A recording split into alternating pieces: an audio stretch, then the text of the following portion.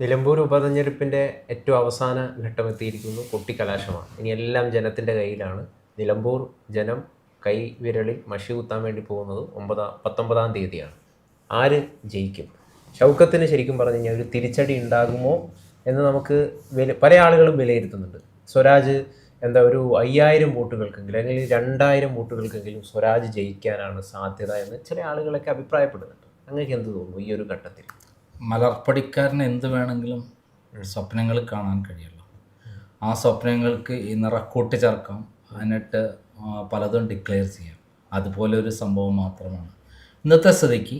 നിലമ്പൂരിൽ നിന്ന് ആര്യാടൻ ഷൗക്കത്ത് ഏറ്റവും ചുരുങ്ങിയത് 20,000-ൽ പരം വോട്ടുകൾക്ക് വിജയിക്കും എന്നുള്ള കാര്യത്തിൽ യാതൊരു സംശയമില്ലാത്തൊരു കാര്യമാണ്. നമ്മൾ അവിടെ വോയിസ് ഓഫ് നിലമ്പൂർ എന്ന് പറയുന്ന സംഘടനയുമായി പ്ലാൻ ചെയ്തുകൊണ്ട് അവിടെ നടത്തിയ സർവേ ഏകദേശം 10,000-ഓളം ആളുകളെ കണ്ട് അവരുടെ അഭിപ്രായങ്ങൾ ശേഖരിച്ച്, സ്ത്രീകളുണ്ട്, കുട്ടികളുണ്ട്, കുട്ടികൾ എന്ന് പറഞ്ഞാൽ അവരുടെ അടക്കം അഭിപ്രായം ശേഖരിച്ച്, വൃദ്ധരായ ആളുകളുണ്ട്, മത്സ്യത്തൊഴിലാളികളുണ്ട്, കൃഷിക്കാരുണ്ട്, വനപ്രദേശത്ത് ജീവിക്കുന്ന ആൾക്കാരുണ്ട്, അതേപോലെ ടൗണിൽ ജീവിക്കുന്ന ആൾക്കാരുണ്ട്. അങ്ങനെയുള്ള ആളുകളെ കണ്ട് വോയിസ് ഓഫ് നിലമ്പൂർ നമുക്ക് ക്രൈമിന് വേണ്ടി നടത്തിയ സർവേയിൽ അവിടുത്തെ വിജയം 100% ഉറപ്പാണ്. ആർക്ക്? ആര്യാടൻ ഷൗക്കത്തിന്. അതിന് എന്തൊക്കെ കാരണങ്ങൾ എന്നുള്ളതാണ് അവർ കണ്ടെത്തിയിട്ടുള്ളത്. ആ കാരണങ്ങൾ പലതാണ്. ഒന്നാമത് ഏറ്റവും വലിയ കാരണം എന്ന് പറയുന്നത് പിണറായി വിരുദ്ധ വോട്ടാണ്. പിണറായി വിരുദ്ധ ഒരു തരംഗം, അതായത് സർക്കാർ വിരുദ്ധ തരംഗം, അവരുടെ കഴിഞ്ഞ 9 വർഷത്തെ കേരളത്തെ നശിപ്പിച്ചുകൊണ്ടുള്ള ഭരണത്തിനെതിരെയുള്ള വലിയ ഒരു തരത്തിലുള്ള തരംഗമാണ് അവിടെ നടക്കുന്നത്. അത് UDFനോടുള്ള താല്പര്യമല്ല, പകരം പിണറായിസത്തോടും പിണറായി ഗവൺമെൻറ്റിനോടുള്ള ആഞ്ഞടിച്ചുകൊണ്ടുള്ള സാധാരണക്കാരായ ജനങ്ങളുടെ ഒരു പോരാട്ടമാണ് അവിടെ നടക്കുന്നത്. ഒന്നാമത്തെ കാരണം. അത് താഴെ തട്ടുമ്പോൾ അങ്ങേ തട്ടിൽ വരെയുണ്ട്. അതിലെ ഏറ്റവും വലിയ ഉദാഹരണമാണ് ആശാവർക്കർമാർ വന്നിട്ട് ഒരു 232 രൂപ സാലറിക്ക് വേണ്ടിയിട്ട് കഴിഞ്ഞ 130-130ഓളം ദിവസങ്ങളായി നടത്തുന്ന സമരം അവർ നിലമ്പൂരിൽ വന്ന് ഇറങ്ങി. അതുകൊണ്ടുണ്ടായ ഒരു ഇമ്പാക്റ്റ് ഉണ്ട്. അത് എന്താണ് കാണിക്കുന്നത്? പിണറായി വിരുദ്ധ വോട്ടാണ്. ജനങ്ങൾ പിണറായി വിരുദ്ധ വോട്ട് ആർക്കാണ് കൊടുക്കാൻ പറ്റുന്നത്? ജയിക്കുന്ന സ്ഥാനാർത്ഥിക്കാണ്. അപ്പോൾ അടിത്തട്ട് വരെ എല്ലാ മേഖലയും 5.5 ലക്ഷം കോടി രൂപയാണ് കേരളത്തിൻ്റെ കടപ്പീട്. അപ്പോൾ ബാക്കി എല്ലാ മേഖലയും തകർന്നിരിക്കുന്നു. ശരി, ഇതെല്ലാം വളരെ ശരിയാണ്. കൃത്യമായിട്ടും പിണറായി വിരുദ്ധത തന്നെയാണ് നിലമ്പൂർ പ്രകടമാവേണ്ടതെന്ന കാര്യത്തിൽ യാതൊരു സംശയവുമില്ല. പക്ഷേ അത് പൊലിപ്പിക്കാൻ, അത് ആളിക്കത്തിക്കാനായിട്ട് UDFന്, കോൺഗ്രസ്സിന് സാധിച്ചിട്ടില്ല എന്നുള്ളതാണ് അവരുടെ ഏറ്റവും വലിയ പോരായ്മയായിട്ട് വിലയിരുത്തപ്പെടുന്നുണ്ട്. അൻവറിനെ കൂടെ കൂട്ടിയില്ല. 25,000 അല്ല, 40,000 ഭൂരിപക്ഷത്തിൽ യഥാർത്ഥത്തിൽ ഷൗക്കത്തിനായിരുന്നു അവിടെ ജയം ഉണ്ടാവേണ്ടത്. പക്ഷെ അൻവർ ഇല്ലാത്തതുകൊണ്ട് അത് സംഭവിക്കുന്നില്ല. അൻവർ എന്നുള്ള ക്യാരക്ടർ ഇല്ലെങ്കിൽ എന്ത് ചെയ്യും? അൻവർ ഉണ്ടെങ്കിലേ അവിടെ ജീവിക്കാൻ പറ്റുള്ളൂ എന്നുള്ള അവസ്ഥയാണ് പറഞ്ഞിരിക്കുന്നത്. എന്നാൽ അൻവർ എന്നുള്ള ക്യാരക്ടർ അവിടെ ഒരു പ്രധാന ഘടകം തന്നെയാണെങ്കിലും അത് UDFനെയാണ് ഏറ്റവും അധികം സഹായിക്കുന്നത്. ഭരണവിരുദ്ധ വികാരം വഴി ഏകദേശം 15% മിനിമം വോട്ട് മറയും എന്നുള്ളതാണ് അവിടെ കണക്കൂട്ടുന്നത്. അതിൻ്റെ ഏറ്റവും പ്രധാനപ്പെട്ട മറ്റൊരു കാര്യം മലയോര കർഷകരാണ്. മലയോര കർഷകർ എന്ന് പറഞ്ഞാൽ 8 മരണങ്ങളാണ് അവിടെ ഉണ്ടായത്. 100 കണക്കിന് ആൾക്കാർ മൃഗങ്ങളുടെ കുത്തേറ്റും ഇടികൊണ്ടും ഹോസ്പിറ്റലാണ്, കയ്യും കാലില്ലാത്ത ആൾക്കാർ അടക്കമുള്ള, പിന്നെ കൃഷിനാശം. അങ്ങനെ മൊത്തത്തിൽ ആ മേഖല 70% വരുന്ന കൃഷിക്കാർ ഈ ഗവൺമെൻറ്റിന് 100% എതിരാണ്. അവർ വല്ലാത്ത നിസ്സഹായ അവസ്ഥയിലാണ്. അവരെ കൂട്ടിയോജിപ്പിച്ചുകൊണ്ടുള്ളൊരു മീറ്റിംഗ് അവിടെ നടന്നു UDF. ആ മീറ്റിംഗ് വളരെ സക്സസ് ആയിരുന്നു. അതിൽ നിന്ന് തന്നെ വളരെ കൃത്യമാണ് മലയോര കർഷകർ ഒറ്റക്കെട്ടായി വോട്ട് ചെയ്യാൻ പോണത് UDFനാണെന്നുള്ളത്. CPMന് വോട്ട് കിട്ടില്ല. കാരണം വോട്ട് അത്രയും അവരുടെ കണ്ണീർ വീണ് കിടക്കുകയാണ് ആ ഭൂമി. ആ കണ്ണീർ വീണ ഭൂമിയിൽ നിന്ന് അതിൻ്റെ പ്രതികാരം ഉണ്ടാകും എന്നുള്ള കാര്യത്തിൽ യാതൊരു സംശയമില്ലാത്ത കാര്യമാണ്. അപ്പോൾ ഒരു പ്രധാനപ്പെട്ട കാരണം അതാണെങ്കിൽ, അതോടൊപ്പം തന്നെ നമ്മൾ എതിർ സ്ഥാനാർത്ഥി സ്വരാജ് എന്ന് പറയുന്നത് ഉപരിവിപ്ലവമായി നിൽക്കുന്ന ഒരു സാധനം. അടിത്തട്ടിലേക്ക് അയാൾക്ക് ജനങ്ങൾക്ക് തന്നെ അറിയില്ല. പുതിയതായി പരിചയപ്പെടുത്തി കൊണ്ടതാണ്. അവിടെ ആര്യാടൻ ഷൗക്കത്ത് എന്ന് പറഞ്ഞാൽ എവിടുത്തുകാരനാണ്, നിലമ്പൂർക്കാരനും എല്ലാ കാലത്തും രാത്രിയും പകലും ആർക്കും ഓടിച്ചെന്ന് കാണാവുന്ന ഒരാളാണ്. മറ്റാൾ എവിടുത്തുകാരനാണ്, തൃപ്പൂണിത്തുറക്കാരനാണെന്ന അഹങ്കാരം കൊണ്ട് പറഞ്ഞ ഒരാളാണ്. അങ്ങേരെ ഇറക്കുമതി സ്ഥാനാർത്ഥിയാണ്, താൽക്കാലികമായിട്ട് അവിടെ കാണാൻ വന്ന ആളാണ്. എന്നാൽ ആര്യാടൻ ഷൗക്കത്ത് അവിടുത്തെ നാട്ടുകാരനാണ്. ആ നാട്ടുകാരൻ എന്നുള്ള വോട്ട് ആർക്ക് കിട്ടും? ആരാണ്? ഷൗക്കത്തിന് കിട്ടും. രണ്ടാൾ ആർക്ക് വേണേൽ സമീപിക്കാം. സ്വരാജിനെ പറ്റിയുള്ള അഭിപ്രായം എന്താ? ആളുകളോട്, സാധാരണക്കാരോട് പോലും തട്ടിക്കറി സംസാരിക്കുന്ന പ്രകൃതം. രണ്ട്, ചില്ലുമേടയിലിരുന്ന് വിപ്ലവം പറയുന്ന ഒരാൾ അല്ലാതെ അയാൾക്ക് എന്താണോ കാര്യമുള്ളത്? കുറേ സാഹിത്യകാരന്മാർ വന്നു കഴിഞ്ഞാൽ ജനങ്ങളായിട്ട് എന്ത് ബന്ധം സാഹിത്യകാരന്മാർക്ക്? അവിടെ എന്തെങ്കിലും ഉണ്ട്? ബന്ധമുണ്ടോ? ജനങ്ങൾക്ക് അടിത്തട്ടിൽ വരെ പോയിട്ട് സാധാരണക്കാരുടെ പ്രശ്നങ്ങൾ പഠിക്കാനും അവരുടെ കൂടെ നിൽക്കാനും കഴിവുള്ള ആളെയാണ് ആവശ്യം. പിന്നെ സ്വരാജിനെ സംബന്ധിച്ചിടത്തോളം ഏറ്റവും കുറേ നെഗറ്റീവ് പോയിന്റ്സ് കിടന്നു മറിയുകയാണ്. ഒന്ന്, സ്വന്തം പാർട്ടിക്കുള്ളിലെ ഏറ്റവും ശക്തനായ നേതാവിനെ VS അച്യുതാനന്ദനെ തെറി പറഞ്ഞ നേതാവ് എന്നുള്ള രൂപത്തിൽ അയാളുടെ സാധാരണക്കാരുടെ സമീപനം, CPM-ന്റെ അണികളുടെ ഇടയിലുള്ള ഏറ്റവും കുറച്ച് മുതിർന്ന ആളുകളുടെയൊക്കെ സമീപനം വളരെ രൂക്ഷമായ രൂപത്തിലാണ്. അതുമാത്രമല്ല ഈ അദ്ദേഹം യുദ്ധത്തിൻ്റെ കാര്യത്തിൽ, പഹൽഗാം യുദ്ധത്തിൻ്റെ കാര്യത്തിൽ പാകിസ്ഥാനോട് ഐക്യദാർഢ്യം പ്രകടിപ്പിച്ചുകൊണ്ടുള്ള ഒരു പോസ്റ്റ് ഇട്ടത് അദ്ദേഹത്തിന് ഇന്ത്യ ഒറ്റക്കെട്ടായി നിന്നപ്പോൾ, മുസ്ലിങ്ങളും ഹിന്ദുക്കളും ക്രിസ്ത്യാനികളും ഇന്ത്യ ഒറ്റക്കെട്ടായി നിന്നപ്പോൾ ഇദ്ദേഹം മാത്രമാണ് ഇന്ത്യക്കെതിരെ നിന്നത്. അപ്പം അങ്ങനെയുള്ള ഒരാളെ മതേതരവാദിയായ, ദേശീയവാദികളായ നിലമ്പൂരിലെ ജനങ്ങൾ കാത്തിരിക്കുകയാണ് തോൽപ്പിക്കാൻ വേണ്ടിയിട്ട്. അങ്ങനെ ഒരു അവസരം കിട്ടിയതിലാണ് അവർ സന്തോഷിക്കുന്നത്. അതോടൊപ്പം തന്നെ ഏറ്റവും വലിയതാണ് ഈ ദൈവങ്ങളെ കടന്നാക്രമിച്ചുകൊണ്ട് വളരെ മ്ലേച്ഛമായ രൂപത്തിൽ അയ്യപ്പനെയും അതേപോലെ നമ്മുടെ അയ്യപ്പനെയും ശിവനെയും പാർവതിയെയും മാളികപ്പുറത്തേനടക്കം വളരെ മോശമായി പറഞ്ഞത്.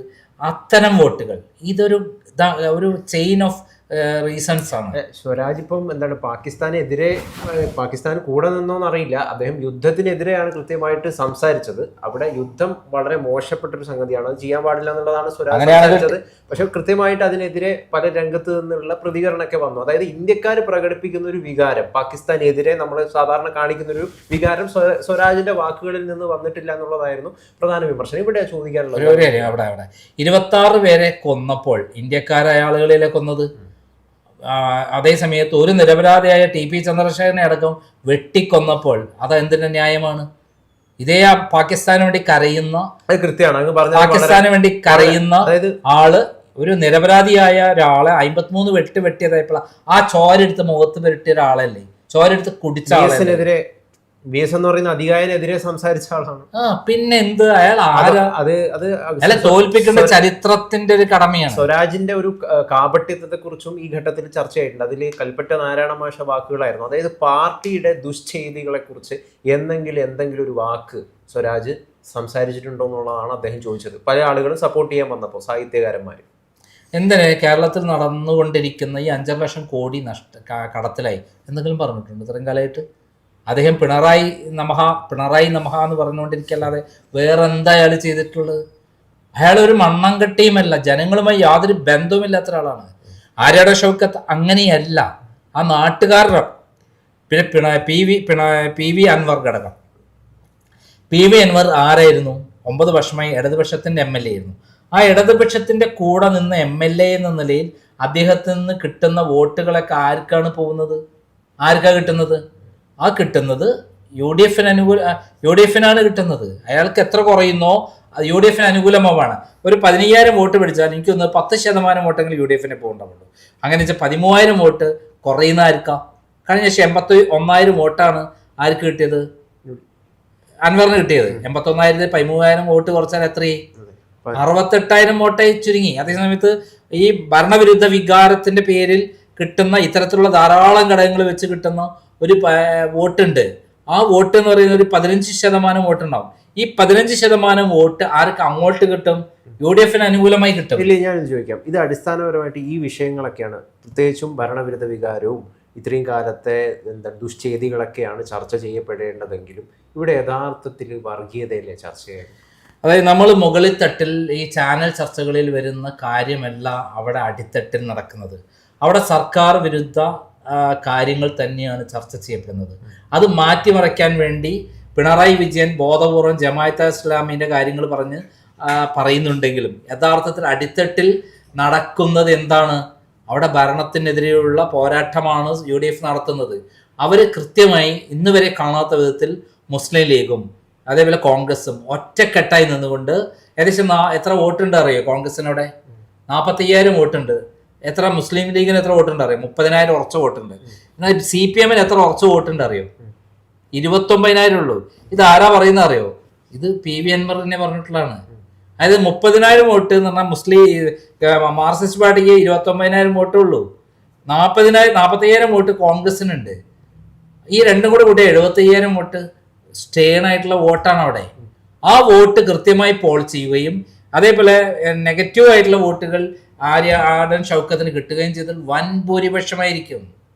ഏറ്റവും ചുരുങ്ങിയത് എൻ്റെ ഇതിൽ അവിടുത്തെ വോയിസ് ഓഫ് നിലമ്പൂർ നടത്തിയ സർവേയിൽ ഏകദേശം 30-നും 35-നും ഇടയിലുള്ള ഭൂരിപക്ഷത്തിനാണ് ജയിക്കാന്നാണ് അവിടുത്തെ സർവേ കിട്ടുന്നത്. പക്ഷെ ഞാൻ പറയുന്നു 20,000-ൽ മേധായി വോട്ടിന് ആര് ജയിക്കും?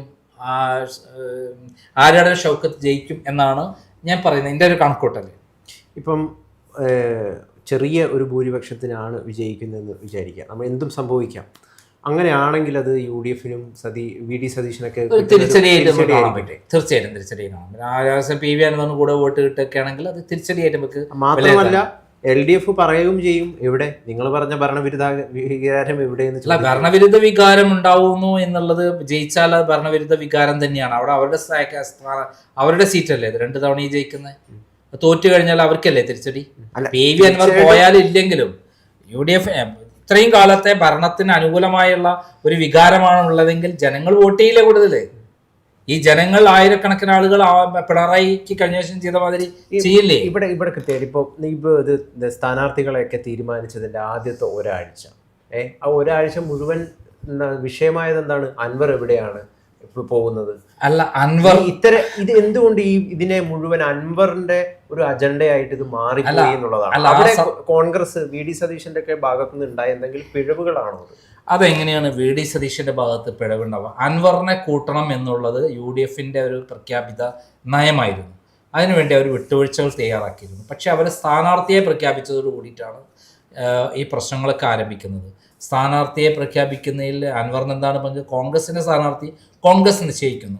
ആരാണ് ഷൗക്കത്ത് വന്നതോടുകൂടി ജോയിയാണ് സ്ഥാനാർത്ഥിയല്ല എന്നുള്ളത് മനസ്സിലാക്കി ഇദ്ദേഹം വെടിപൊട്ടിക്കാൻ തുടങ്ങി. അദ്ദേഹം കുറേ ആര്യാടൻ ഷൗക്കത്തിനെ പറ്റി വളരെ മോശമായ പ്രസ്താവന ഇറക്കി. ആ പ്രസ്താവന പിൻവലിക്കണം എന്ന് മാത്രമല്ലേ VD സതീശൻ പറഞ്ഞിട്ടുള്ളത്. ഉണ്ടെങ്കിൽ നമുക്ക് ഒരുമിച്ച് മുന്നോട്ട് പോകാം, നിങ്ങളെപ്പറ്റി ഞങ്ങൾക്ക് വേറെ അഭിപ്രായക്കാരൊന്നുമില്ല, നിങ്ങൾ പിണറായിക്കെതിരെ പോരാടുന്നു, എന്നെ പറ്റി അടക്കം നിങ്ങൾ മോശമായി പറഞ്ഞിട്ട് 150 കോടി രൂപ കടത്തി എന്ന് പറഞ്ഞിട്ട് പിന്നീട് മാപ്പ് പറഞ്ഞു. നിയമസഭയിൽ 150 കോടി രൂപ മീൻവണ്ടിയിൽ കൊണ്ടുപോയി എന്ന് പറഞ്ഞിട്ട് VD സതീശനെ പറ്റി പറഞ്ഞ ആളാണ് ആര്? അൻവർ. അത് പിൻവലിച്ചു, അദ്ദേഹം മാപ്പ് പറഞ്ഞു. അതിനുശേഷം ആര്യടൻ ഷൗക്കത്തിന് ഒരു പാർട്ടി സ്ഥാനാർത്ഥിയെ നിശ്ചയിച്ചാൽ അദ്ദേഹം സപ്പോർട്ട് ചെയ്യണ്ടേ? അദ്ദേഹം അവിടെ വെച്ച് കച്ചവടമാണോ? അപ്പോൾ അദ്ദേഹം കച്ചവടം നടത്താൻ വേണ്ടി സകല തന്ത്രങ്ങളും ഉപയോഗിച്ച് അദ്ദേഹത്തിന് നല്ല മികവാണ്, പത്രക്കാരെ കൂട്ടി. അത് പത്രക്കാർക്കും താല്പര്യമാണ് ഇദ്ദേഹത്തെ വെച്ച് കഥ ഉണ്ടാക്കാനും വലിയ ഇഷ്യൂ ഉണ്ടാക്കാനും. അത് സത്യസന്ധമായി വിജയിച്ചു. അപ്പം വിദഗ്ധമായിട്ട് VD സതീശൻ അവിടെ വെച്ച് തിരിച്ചറിഞ്ഞുകൊണ്ട് അദ്ദേഹം പിൻവാങ്ങി. അദ്ദേഹം പറഞ്ഞു, അദ്ദേഹം ഒരു വാക്ക് പറഞ്ഞാൽ മതി, രണ്ട് വാക്ക്. എന്താണ്? ആര്യാടൻ ഷൗക്കത്തിനെ ഞാൻ സപ്പോർട്ട് ചെയ്യുന്നു എന്ന് അവർ ആര്യാടൻ ഷൗക്കത്തിനെ പറ്റിയുള്ള പറഞ്ഞ പ്രസ്താവന പിൻവലിക്കുന്നു. ഇത്ര പറഞ്ഞാൽ ഞങ്ങൾ കൂട്ടാം എന്ന് പറഞ്ഞ മര്യാദയല്ലേ? എന്തുകൊണ്ട് അൻവർ പാലിച്ചില്ല? അപ്പൊ അൻവർ ഈ കൂട്ടത്തിലുണ്ടായിരുന്നെങ്കിൽ അവിടെ ആ കലാപം എന്നും ഉണ്ടായിക്കൊണ്ടിരിക്കും. അദ്ദേഹത്തിന് ഇപ്പൊ പിണറായി വിജയന്റെ കൂടെ നിന്ന് സ്വന്തം പിതാവാന്ന് പറഞ്ഞിട്ട് പിണറായിക്കെതിരെ എന്തെല്ലാം പ്രശ്നങ്ങൾ, സത്യസന്ധമായ കാര്യങ്ങളാണ് അദ്ദേഹം പറഞ്ഞത്. ആ പറഞ്ഞ കാര്യങ്ങൾ മുമ്പ് ഉണ്ടായിരുന്നില്ലേ? കൂടെ നിന്നപ്പോഴൊക്കെ പോയിരുന്നു. ഇല്ല, അദ്ദേഹത്തിന് കാര്യം നടക്കാതെ ഇപ്പൊ പിണറായി വിജയൻ കള്ളനായി. സത്യത്തിന് കള്ളനാണ്, P ശശി കള്ളനാണ്, അത് ശരിക്കുള്ള കള്ളനാണ്. ഉള്ള കാര്യം വിളിച്ചു പറഞ്ഞു. ഇപ്പുറത്ത് വന്നിട്ട് അതേപോലെ അഭ്യാസം കാണിച്ച് ഇവിടെയും കലാപം ഉണ്ടാക്കാൻ നോക്കിയപ്പം UDF-ന്റെ കലാപത്തിൽപ്പെട്ട് തകർന്നു പോയിരുന്നു. അതൊരു സ്റ്റേണായ ഡിസിഷൻ അവിടെ ആവശ്യമായിരുന്നു. അതാണ് VD സതീശൻ എന്നുള്ള നേതാവിനെ നമ്മൾ അംഗീകരിക്കുന്നത്. തീർച്ചയായിട്ടും. അപ്പം എന്തായാലും ഷൗക്കത്തിന് 19,000, 25,000 ഭൂരിപക്ഷം കിട്ടുന്നൊക്കെയുള്ള പല സർവേകളും പുറത്തു വരുന്നുണ്ട്. അപ്പോൾ എന്താണ് ഇതിലെ യാഥാർത്ഥ്യം?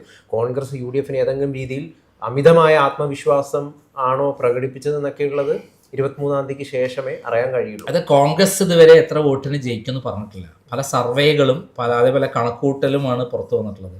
കോൺഗ്രസിലെ ഏതെങ്കിലും VD സതീശൻ പറഞ്ഞിട്ടുണ്ട്, അദ്ദേഹം എല്ലാ ഇലക്ഷനിലും കൃത്യമായി ഓരോ ഇത് പറയാറുണ്ട്, എത്ര വോട്ടിന് ജയിക്കുന്നു. അത് കൃത്യമായി നടന്നിട്ടുണ്ട്. ഈ കഴിഞ്ഞ 4 നിയമസഭാ ഉപതെരഞ്ഞെടുപ്പാണല്ലോ നടന്നത്. 4 സ്ഥലത്തും അദ്ദേഹം പറഞ്ഞ തരത്തിൽ വോട്ടിംഗ് പാറ്റേണിൽ ജയിച്ചിട്ടുണ്ട്.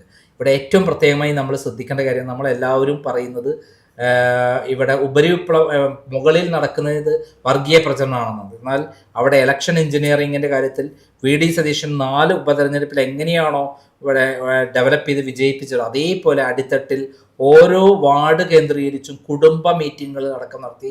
അതിലെ പ്രത്യേക ജാതി മതത്തിൻ്റെ അടിസ്ഥാനത്തിലുള്ള ഒരു പാറ്റേൺ മീറ്റിംഗ് ഉണ്ട്. അതെല്ലാം നടത്തി അദ്ദേഹം എല്ലാ കാര്യങ്ങളും ചിട്ടയോട് അടുക്കത്തോടുകൂടി അവിടെ പ്രവർത്തനം നടത്തിയിട്ടുണ്ട് എന്നുള്ള വിവരമാണ് എൻ്റെ മുന്നിലുള്ളത്. അത് ഈ തൃക്കാക്കരയെ പോലെയും അതേപോലെ പുതുപ്പള്ളിയെ പോലെയും പാലക്കാടിനെ പോലെയും ചേലക്കരയെ പോലെയാണെങ്കിൽ തീർച്ചയായും 20,000-ൽ മേലെ വോട്ടിന് അവിടെ വിജയിക്കാൻ സാധ്യതയുണ്ട്. തീർച്ചയായിട്ടും. എന്തായാലും ജനങ്ങൾക്ക് തെറ്റുമോ അതോ ശരിയാവുമോ എന്ന് 23-ാം തീയതിക്ക് ശേഷം കാണാം. അല്ല, നമ്മൾ കാത്തിരിക്കേണ്ട ഒരു ഇതാണ്, നമ്മൾ കയ്യിലല്ല. കാരണം മഹാരാഷ്ട്രയിൽ BJP തകരുമെന്ന് പറഞ്ഞിടത്താണ് BJP ജയിച്ചു പോകുന്നത്. ഹരിയാന അതേപോലെ നിർബന്ധമായിട്ട് ലോകസഭാ ഇലക്ഷനിൽ ഇവരെ കൂടിയായിരുന്നെങ്കിൽ, പ്രതിപക്ഷത്തിന് കൂടിയായിരുന്നെങ്കിൽ നിയമസഭാ തെരഞ്ഞെടുപ്പിൽ അട്ടിമറിഞ്ഞു. അതേത് വിധത്തിലാണ് നമ്മൾ ഇപ്പോഴും അറിയാം. നമ്മുടെ ചാനലിൽ ഇപ്പോൾ ഒരു സമയത്ത് സ്വരാജിന് അനുകൂലമായിട്ട് സ്വരാജ് ജയിക്കുമെന്ന് പറഞ്ഞിട്ടുണ്ട്. കാരണം അന്നത്തെ ഘട്ടത്തിൽ സംസാരിക്കുന്ന ആളുകളുടെ നിരീക്ഷണത്തിനനുസരിച്ചിട്ട് അതുപോലെ ഷൗക്കത്ത് ജയിക്കും എന്ന് പറഞ്ഞിട്ടുണ്ട്. അപ്പൊ നമ്മൾ ഈ ഒരു ഞാൻ പറയുന്നത് ഈ ഒരു ഘട്ടത്തിലെല്ലാം വളരെ നിഷ്പക്ഷമായിട്ട് ആണ് കൃത്യമായിട്ടുള്ള ഇവിടെ ആര്, അതായത് ഇവിടെ പിയേഴ്സ് മാഷ് അടക്കമുള്ള രതീഷ് ചക്രവാണി അടക്കമുള്ള അതിവിദഗ്ധരായ രാഷ്ട്രീയ നിരീക്ഷകന്മാർ അവരുടേതായ അഭിപ്രായങ്ങൾ പറഞ്ഞിട്ടുണ്ട്. അത് അവരുടെ തീർച്ചയായും ഓരോരുത്തർക്കും പറയാനുള്ള അവകാശം നമ്മുടെ ചാനലുണ്ട്. നമ്മൾ ഏതെങ്കിലും പക്ഷത്തല്ല, സത്യത്തിന്റെ പക്ഷത്താണ്, വസ്തുതകളുടെ പക്ഷത്താണ്. അത് വെച്ചിട്ടാണ് ഞാൻ അവിടുത്തെ അടിത്തട്ടുള്ള കാര്യങ്ങൾ പഠിച്ചുകൊണ്ട് ഞാൻ വിശകലനം ചെയ്ത് പറയുന്നത്. എനിക്ക് പിണറായി വിജയൻ എന്ന് പറഞ്ഞാൽ കള്ളനാണ്, തെമ്മാടിയാണ്, തട്ടിപ്പുകാരനാണ്, കൊലപാതകമാണെന്ന് ഞാൻ എപ്പോഴും പറയുന്നതാണ്. അദ്ദേഹം തട്ടിപ്പുകാരനാണ്. പക്ഷെ അതിലുപരിയായിട്ട് ഇവിടെ ജനങ്ങളുടെ അടുത്തിട്ടുള്ള പ്രവർത്തനങ്ങളിൽ നിന്ന് പഠിച്ച കാര്യമാണ്. മാത്രമല്ല വോയിസ് ഓഫ് നിലമ്പൂരുമായി ചേർന്നുകൊണ്ട് ക്രൈം നടത്തിയ സർവേയിൽ 30,000-35,000 വോട്ടിന് ജയിക്കുമെന്നുള്ള ഇതാണ് അവർ തന്നിട്ടുള്ളത്. അത് എന്നാൽ നമ്മളെ കണക്കൂട്ടലിൽ, ക്രൈമിൻ്റെ കണക്കൂട്ടലിൽ ഒരു 20,000 വോട്ടിന് മേതെ ആര്യാടൻ ഷൗക്കത്ത് വിജയിക്കും. അങ്ങനെയാണെങ്കിൽ VD സതീശൻ ഹീറോ ആയിരിക്കും. അടുത്ത മുഖ്യമന്ത്രി ആവാനുള്ള അദ്ദേഹത്തിൻ്റെ പ്രയാണം ദ്രുതഗതിയിൽ അത് വിജയിപ്പിക്കാനുള്ള സാധ്യതയും അതുകൊണ്ടുണ്ടാകും. മാത്രമല്ല UDF അടുത്ത നിയമസഭാ ഇലക്ഷനിൽ വൻ ഭൂരിപക്ഷത്തിന് ജയിക്കാനുള്ള സാധ്യതയും ആയിരിക്കും. അതല്ല എങ്കിൽ തിരിച്ചുമായിരിക്കും. തീർച്ചയായിട്ടും.